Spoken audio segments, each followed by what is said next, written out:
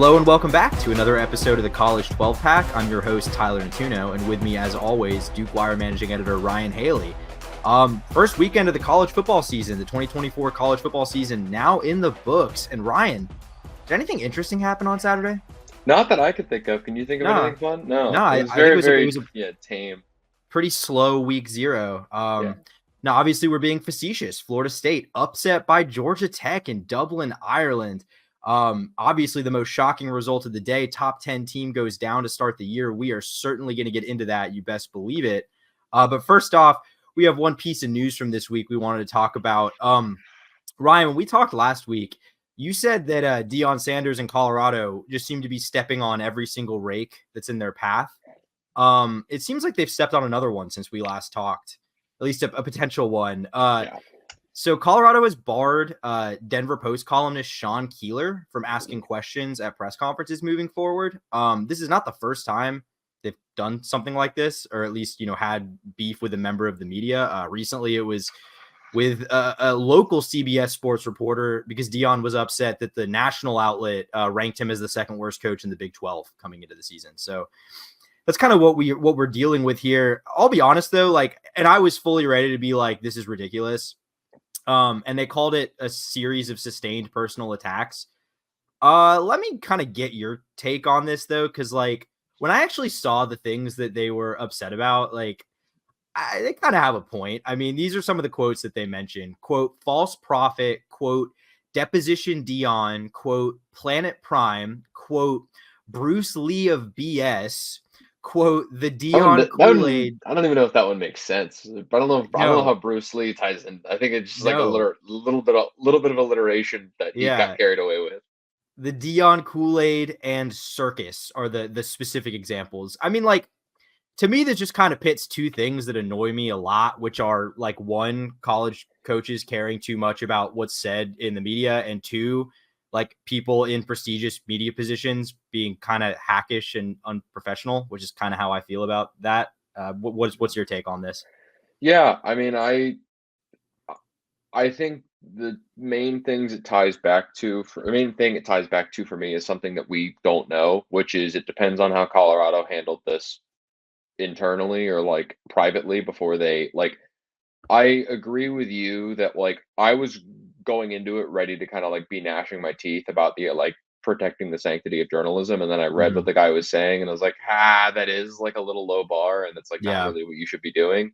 However, if Colorado had pulled him aside first and was like, hey, we don't really appreciate this, we think it's not really in the spirit of coverage of the team, and he kept doing it, then I think this is okay. If you hadn't talked to him and just barred him from asking questions, that's an issue to me.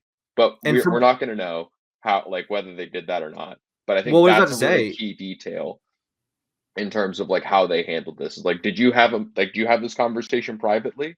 Or did you just note all these examples and then just all of a sudden stop him from asking questions?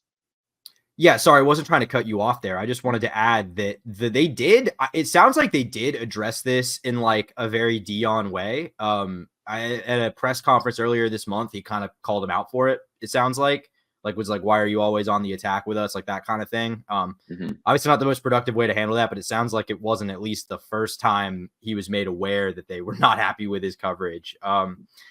Look, this is just all setting up, I think, so much for Thursday night and when they play North Dakota State. Very, very good team. Yeah. Very, very good. Now, granted, if you're not an FCS connoisseur, this isn't the North Dakota State you're probably thinking of. They're not quite the same level of dominant they were a few years ago. That's kind of South Dakota State now has taken that mantle, but this is still a top 5 to 10 FCS team going into Colorado on Thursday night in a game where, if the Buffaloes are undisciplined and play like they did a lot of times last year, they could be in for a world of trouble here. But we'll just have to see. That's something we're going to get into next week. But I think is about it. That's about, sorry, you have something to add? I was just going to say my last, I guess, 2 notes on it were, if the quote that you're talking about with Deion is what I remember it being about him addressing this, I wish he'd gotten a little more specific about what exactly he was being bothered about. Because if you're just going to say, why are you always attacking us? That kind of just sounds like you're upset that the guy's critical of the team, which is part of his job. But again, the unprofessional nature of the critiques. But I also think not to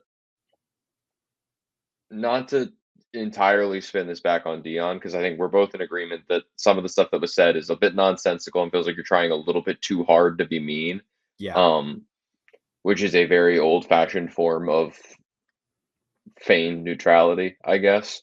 Um, but I also feel like it's fair to point out that the entire approach since Dion has arrived to Colorado has been about bringing more attention to the school and how he wants to make Colorado part of the center of the college football world. And you can't have your cake and eat it too. You can't be the advertising czar who like wants to draw eyes and also like kind of try and control how those eyes respond to your behavior.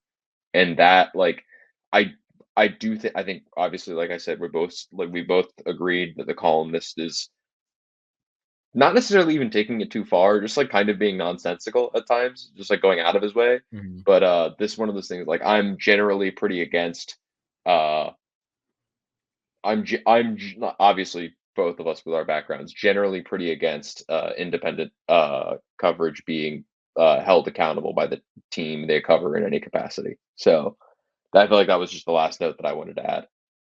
No, 100%. And I think that's totally fair. Especially the point about how Dion has kind of welcomed the media circus. And I would go even further and say not only has it been like welcomed and embraced, but I think it's a key part of the strategy for building this program. I mean, Absolutely. the marketing element is the basis of how he's planning to get these elite recruits and these top transfers to Colorado, a school that previously would not have competed for them. So Absolutely. yeah, If he isn't the way he is Shador like a in top 10 in mock drafts? Like, and I think yeah. Shador's a very good quarterback, and that's not disparaging Dion for bringing Shador attention. That's a positive. Like, if you can put yourself on a national platform, that gets. And I think Travis Hunter is like a one of one case who is probably going to be a first round draft pick anyway.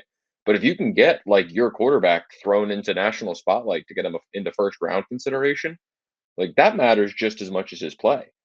So, yeah, no, I'm with you there. Yeah.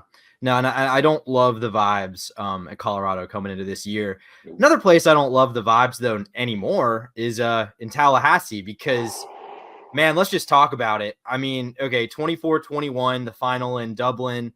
Aiden Burr for Georgia Tech hits the walk-off field goal. Yellow Jackets win it. I mean, okay, Ryan, like I don't think either of us were shocked that the result was Georgia Tech winning, just that aspect of it. I don't think either of us were shocked by that, I right? think We both said, we both on the show said that Georgia yeah, Tech had a genuine shot. Yeah. exactly. I think that there was a way where FSU loses this game and it doesn't fundamentally impact the way that we look at this team. That's not what happened. That is Mhm. not the manner in which they lost this game, in my opinion, at least. I I knew that DJ Uiagalelei was their quarterback. I did not expect to be reminded so immediately that DJ was now their quarterback. Yeah. We talked about it. We both agreed like he is who he is. He has his limitations, but I don't think I even thought he was this limited. I mean, completed 19 passes, 13 of those traveled 5 yards or less through the air.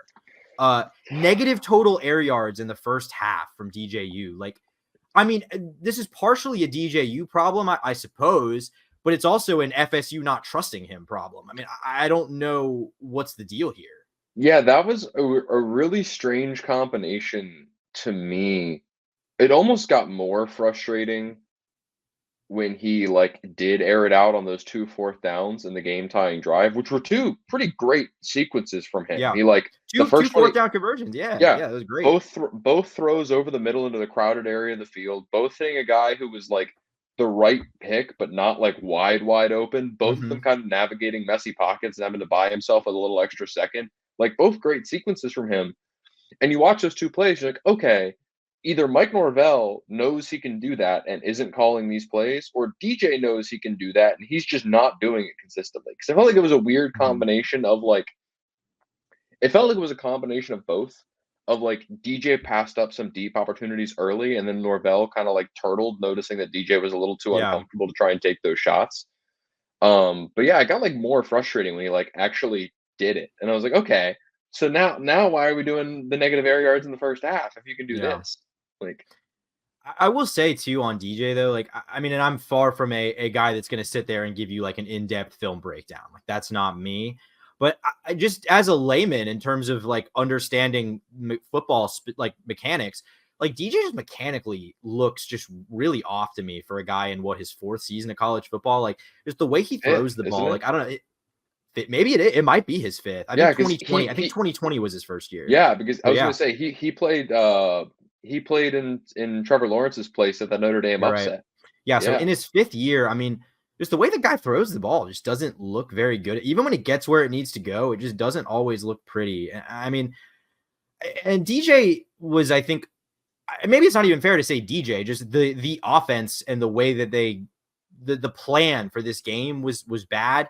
But to me, like I think the much more egregious problem and the thing that concerns me a lot more about this team's potential in the long term is the defense, because I think we were both really high on this defense. I mean, this defensive line looked like it could be one of the best in the country. These guys were MIA. I mean, Patrick Payton and Marvin Jones were MIA in this game. 3 combined tackles between the two of them. Georgia Tech ran the ball really well between Jamal Haynes and Haynes King, who's not even like a true dual threat quarterback, but you still give up 200 total yards on the ground to that duo or to the team as a whole. And it's just like, I don't know, man. I mean, you The get, sorry, what were you saying? I was gonna say like the biggest indictment to me is not that Georgia Tech ran the ball that well, is that like the last drive, everybody in the stadium knew that Georgia Tech wasn't gonna pass. Yeah. Except for that one third down, which is also an awesome sequence from Haynes King, hanging in, seeing the free rusher and throwing it to the hot route right in the flat to the running back. Um, but like every single play, once they got across midfield, everybody in the country of Ireland knew that Georgia Tech was going to run every single play, and they got like 2 first downs. Yeah. It's like that can't happen if you're like the most talented team in the conference, top to bottom. Yeah. I mean, it was just kind of an offensively anemic game, like overall. I mean, I saw FSU had 1 offensive possession in the last 21 minutes of this game. I mean, that's ridiculous. Only 14 total possessions in this game, 7 each. That's the fewest in an FBS game since 2020, I believe. So not an ideal game state for either No, team, no doubt and that was about it. That was Georgia Tech's plan. Yeah, and it played perfectly into their hands. And they were far from perfect in this game, but they capitalized on the opportunities they had. I mean, every drive was so key when you only get 7 of them. And yeah, I mean, I don't know, man. The lack of adjustment in this game, just the lack of I mean, especially when the whole narrative all offseason was like, this team is coming in with a vengeance. Like this team is ready to prove everyone wrong. And then you come out and do that. Like, and we're going to get into it because we'll talk about, how the kind of the broader picture, ACC picture later, but like, just to set the table here a little bit, this team, the next 2 weeks, they got on Monday night, they play a Boston College team that isn't very good, but has a true dual threat quarterback in I was Thomas gonna say Castellanos. Yeah, if you struggled to keep Haynes King in the pocket, exactly. Thomas No, Castellanos is incredible. it's a problem, man. I think it's a legitimate concern. I would be worried. And then after that, you've got Thomas Memphis. Castellanos, who came within 2 points of beating them in Tallahassee last Yes. year, also. Yeah. And this game's in is this game in Chestnut Hill or is it neutral? What's the deal? Do you know? That is an excellent question. Hold on. But while you're while you're looking that up, yeah, I mean after the Boston College game, they got Memphis at home. Ooh. A team that we both think is at least like one of the 2 or 3 best poised teams to get that G5 playoff spot.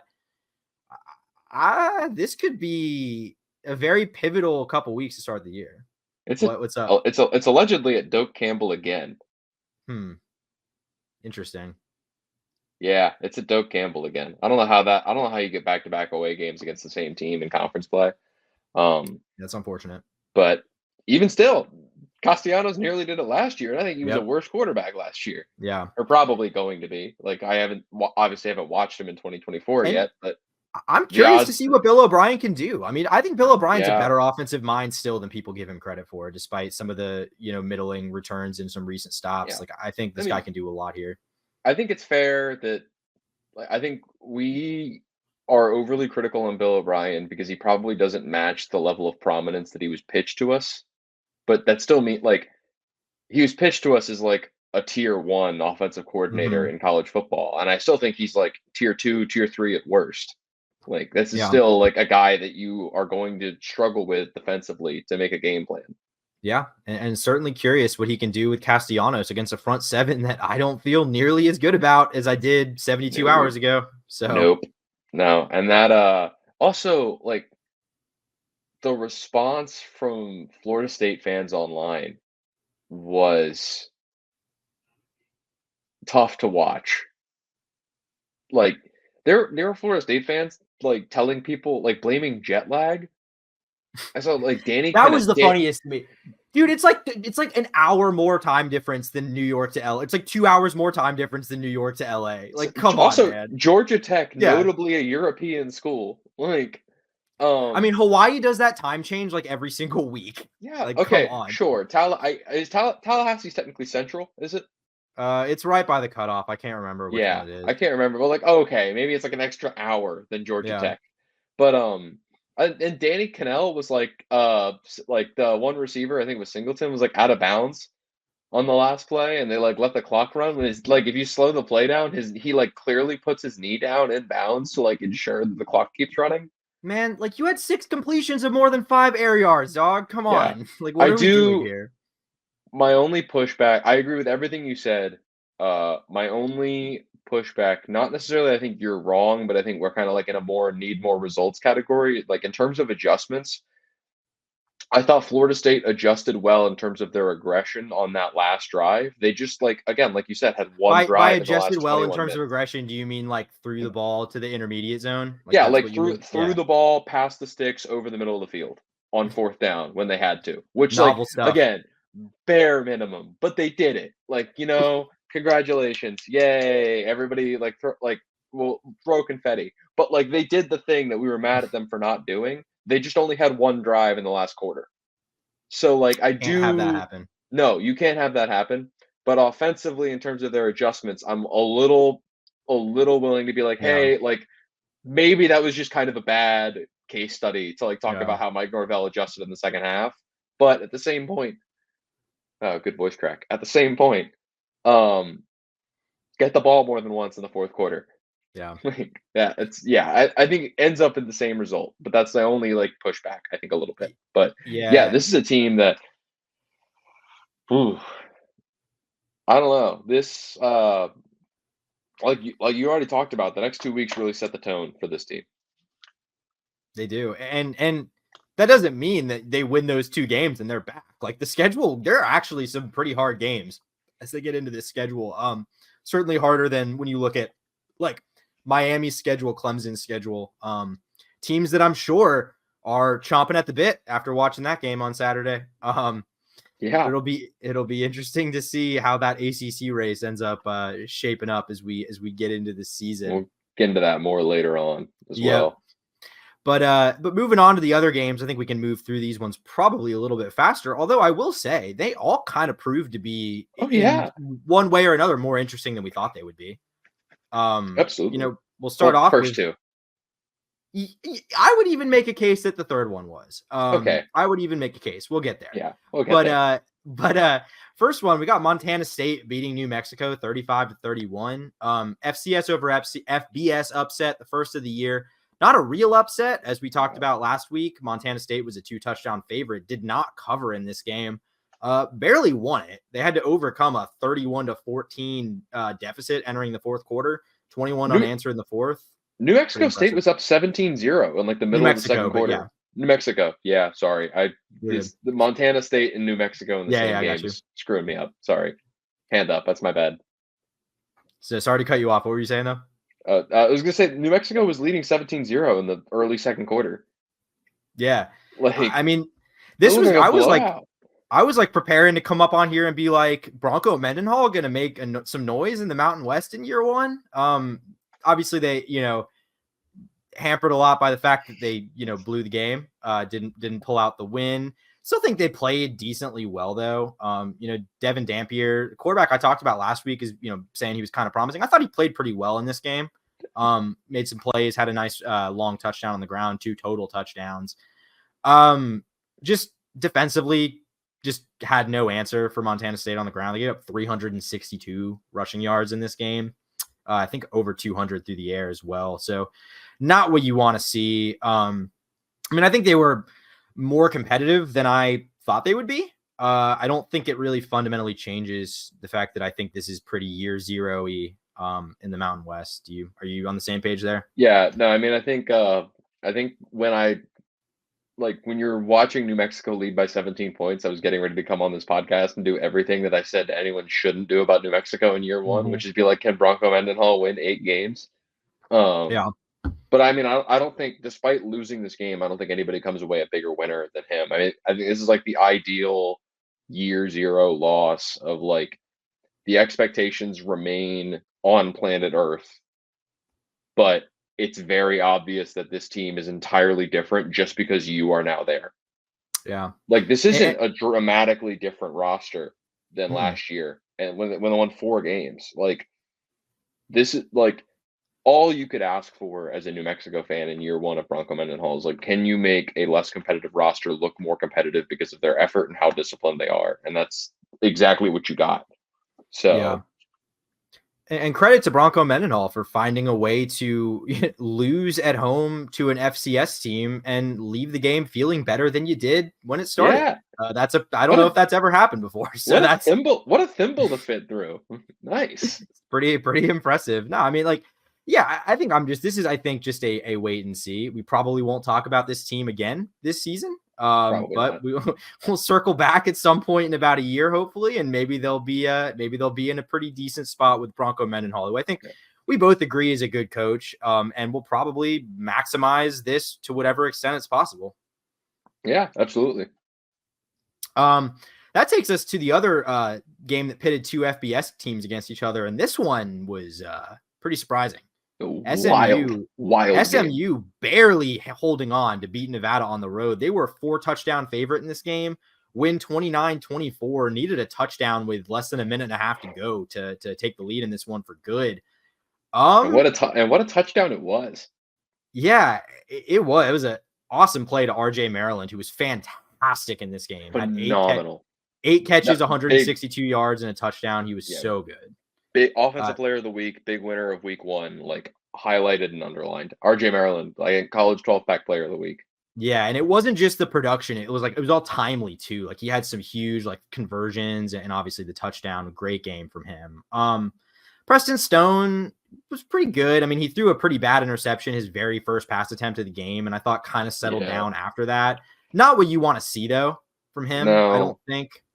Completed like a little more than 50% of his passes. The end of the game, 17 of 30, I believe. Yeah, jinx. And he looked a little disorganized at times. I wouldn't say rattled. I don't think like the Nevada crowd was like getting to him, but he looked a little disorganized at times. Which they lost their quarterbacks coach, but like the coaching staff and supporting cast is like not dramatically different. So that was a little surprising to me. And then he does the 3rd and 8 throw, and I'm like kind of back in. So I guess like the main takeaway for Preston Stone for me is like maybe limits the chance of him like vaulting forward as like one of the top 5 quarterback prospects in the country this year. But like then you get like 3rd and 8, minute and a half left, down 1 point, and he like perfectly lands it in RJ Maryland's hand, outrunning the cornerback in the end zone, and then just like mean mugs at the sideline. I'm like, all right, I'm kind of back in. Like, sure. Like, this is a bit of a bumpy ride. Not exactly the like coming out party I expected. I was kind of expecting like a 300-yard, 2-touchdown game. Pretty much at minimum. And he ended with 250 and a touchdown, but like it was just a little more inconsistent than I expected. But that last throw and like the way the whole team reacted to it, I'm not selling my SMU stock. I'll put it that. I think last week on the podcast I said that I think this is a team that can win 8 games in the ACC, not like 8 conference games, but like finish 8-4 or better in year 1 in the ACC. I'm not willing to sell that stock yet. I think that that's still very much at play. I'm not selling, but I am certainly monitoring the situation very closely. I'm not buying more stock. Don't get me wrong. But yeah.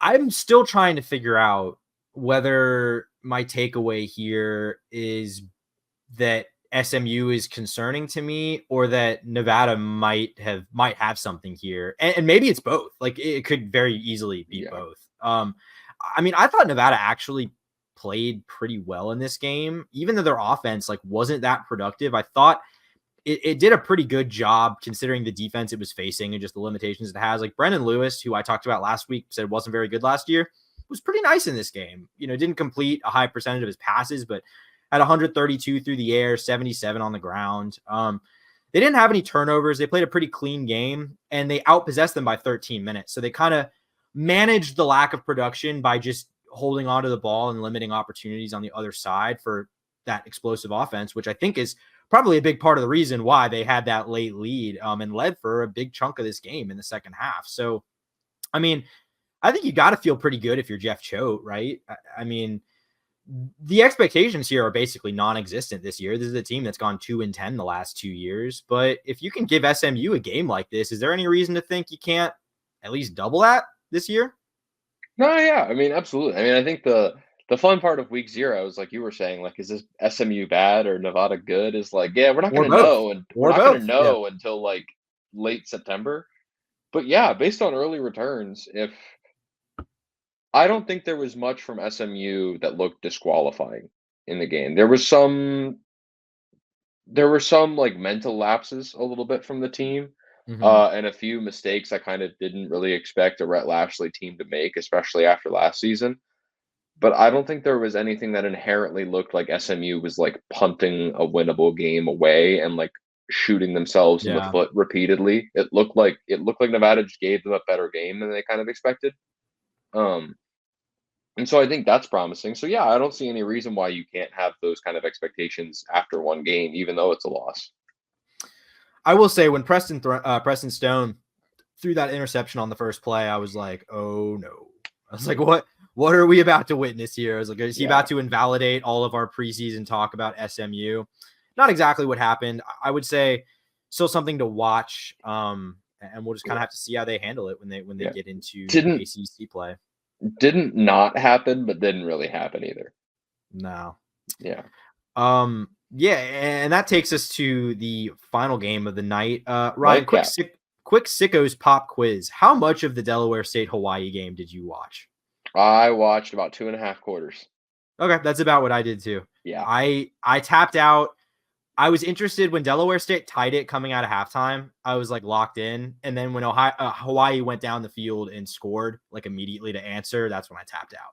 And Yeah. that was a good call. That's when they went up 21-14. They ended up pulling away to win this game 35-14. I'll be honest, like could have been a more encouraging result for Hawaii. They were a 40-point favorite in this game.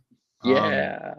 like I think you want to see a little more. I mean, okay, just Delaware State, it went 1-10 last year, picked to finish last in the MEAC. Like this is not a good FCS Missed team. their flight to go to Missed their Hawaii. flight, to Hawaii, as we talked about last week. There was a bus snafu. But I mean, Like 1 in 10 team that literally didn't get there on time. yeah. Yeah, I Not a think great, you would not really great like to to be tied lean. with them. Yeah, it was 14-7 at halftime, and like I said, they Delaware State came right out of the gate in the third A and little tied it. stinky. I think you'd like to see more from the offense here. And Braden Shager, he only completed 50% of Yeah. his passes and only threw for 203. Again, a guy that is fun and pretty productive in this run and shoot. Like you really would have liked to have seen a little bit more production from the passing game against an opponent like this. The kind of bright spot there was Pafele Ashlock had 81 yards on 5 catches. Pretty nice game from him. Yeah. He's one of their top receivers last year. Seems Popped a poised few for times. yeah, seems poised for a big season. We'll just have to Yeah. see. I just we talked about they went 5-8 last year. We talked about last week, like, can they make this leap in the Mountain West this year? Maybe like compete for a bowl game. I mean, you can't really read too much from week 0, but I'd say it looks like they probably still got a ways to go here. Yeah, I agree. And I mean, at the end of the day, I feel like this is kind of like the nightmare situation for like trying to develop a take on Hawaii of like Yeah. massive favorite, kind of hard. Like, even though they didn't cover by almost 20 points, it's kind of hard to be like, you won by 3 touchdowns. That's a bad game. But the Mhm. way it looked for like a half looked terrible. So, like, if Hawaii had won by 40 points, it would be like, oh, is Hawaii like really going to make a leap in year 2? And if Hawaii had won by 3 points, it'd be like, oh, like is Hawaii in trouble? Yeah. And now like a bad clunky first half that like ends up in like a 3-score win, it's kind of like, all right, like Hawaii might just kind of be fine. Yeah. Which, I mean, even being fine is ahead of schedule for what this Yeah, program is 100%. and should be. So I'm not like worried there about the But long term trajectory by any means, but uh, again, it remains to be seen if Delaware State is just better than they were last year. But if Delaware State is not notably better than last year, not fine. no. But No, not hard to fine. hard to make that call after a 35-14 win. But So that's why this is fun. That's why college football is fun. We get yeah, such a small sample size and we have to draw very outsized conclusions yes, from those samples. yes. Like I now believe Florida State will go 0-12. Yeah. Yeah. I Yeah, mean, it's the and fun Georgia of week Tech is going to 0. win the ACC and clinch the Group of 5 playoff spot. Yeah, the group of 5. Or Group of 5. Oh my god. The ACC playoff spot. Sorry. Hawaii on the brain. I know the AC. I know the ACC is a little. I know the ACC's been The struggling group. Can recently, we but just that's a start little calling it the mean. group after FSU lost? I think we just got to start calling it the Group of 6. I think that's the only way. Group of 6 and Power 3. That's gross. Yep. It is gross. Don't let the Big 12 sneak away under the radar. Don't do No, you that. know what? The Big 12, hey, the Big 12 has surpassed the ACC in basketball even now too. So they don't got they don't The Big 12 has been ahead of the ACC in depth wise. The Big 12 has been ahead of the ACC in basketball for like 15 years. The ACC just had Duke and North Carolina. yeah. Um. But Oh man. speaking of the ACC though, like I think before we get out of here, I mean, we both picked Florida State to win this conference preseason. We both had them in the playoff as a top 4 seed. Does this change the way you see the conference race? Because it sure does for me. You know who the big loser of Florida State is? Who? Of the Florida State losses in this aspect? The College Football Playoff Committee. Because they now know that an ACC team needs a first round bye. And you're looking at it and like Clemson could bounce back and Miami could have like the breakout season we've all been Yeah. waiting for Cristobal for a while. But looking at it, Florida State has now lost and they look like they're kind of running a much more limited offense with a defense that's not going to live up to expectations. Clemson is coming off its first single-digit win season since 2010 and didn't really restock while also losing a little bit of talent. Like there are some 4 and That's the 5 stars Clemson coming special up in the now. wings. Yeah, exactly. But like there are some Clemson 4 and 5 stars coming up in the wings, but not guys who have really played before. Miami every year under Mario Cristobal has found a way to be the best 8-4, 7-5 team in the country. Have they gone 8-4 under Cristobal? Am I giving him too much No, credit? Never, no, dude. They went 5-7 and 7-6 or 6-7. They yeah, went 5-7 all and right. 6-7, I think. Oof. Yeah. Has found a way to be the best, like almost 500 team in the country.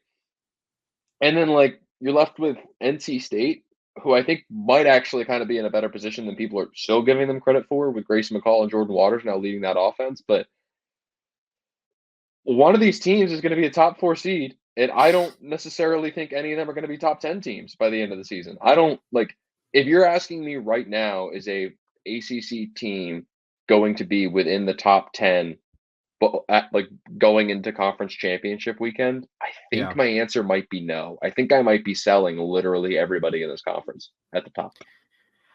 So, I mean, to me, like, I think if you're talking about who's the winner of this, I think it's like if you look at like the top 3 teams, like being Florida State, Clemson, and Miami, like what we expected, and then the field, like the winner is the field, I think. And I not to shamelessly self-promote here, but I wrote was published on Saturday morning for the win, burning question for each power conference. Yeah, I know. Sorry. Yeah, I wasn't going to do this, but it ties perfectly into the point I'm about to make. That's the only reason I'm doing it. For the ACC, I said with the teams at the top, I think all having significant questions. The big question for the ACC was, can someone we're not expecting emerge and win this league and compete for a playoff spot?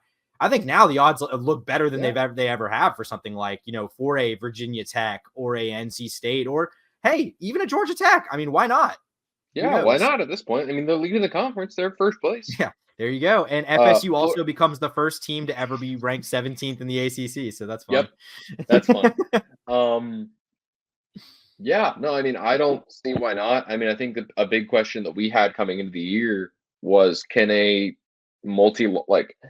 talking about at-large bids was how many ACC teams can get in, and can an ACC team with 2 losses get into the playoff? And the answer seemed to be no. Now the conference champion might be 10-2 or even 9-3 in the regular season. Yeah. And like that, all again, it doesn't matter if you go 9-3 and win the conference championship. You are the 4 seed.